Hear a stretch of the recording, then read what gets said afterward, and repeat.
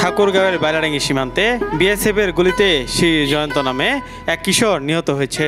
এ ঘটনায় তার বাবাসহ আরও ৩ জন আহত হয়েছে। এ খবর পেয়ে অসুস্থ হয়ে পড়েছে জয়ন্তীর মা অধিকারী রানী।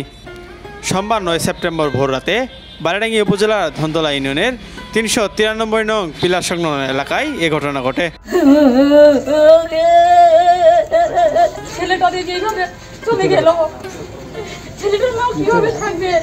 স্থানীয়রা জানায়, সোমবার রাতে স্থানীয় এক দালালের পরামর্শে ধনতলা বিউপির ৩৯৭ নং পিলার সংলগ্ন এলাকা দিয়ে ১৮ জন অবৈধভাবে ভারতে প্রবেশ করতে চাইলে ভারতের ডিঙ্গাপাড়া ক্যাম্পের বিএসএফের সদস্যরা তাদের লক্ষ্য করে গুলি ছোড়ে।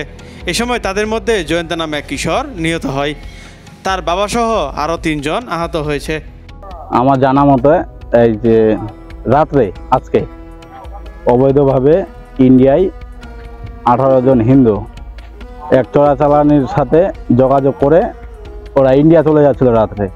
কখন যে কার সঙ্গে কি বলছেন বলছে ছেলেটা বাজার থেকেই অমনি হারা গেছে।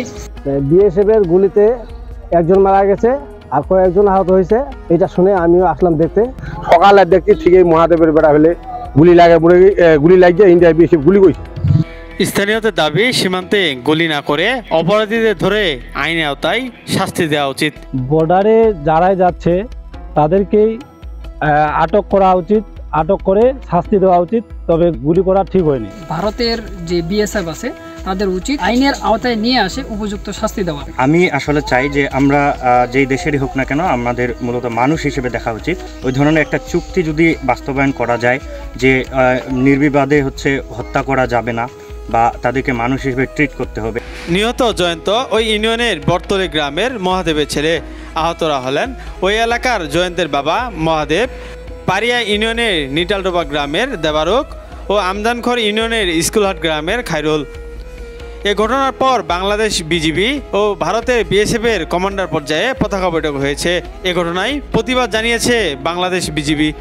তবে লাশ কখন ফেরত দিবে তা এখনও নিশ্চিত জানা যায়নি।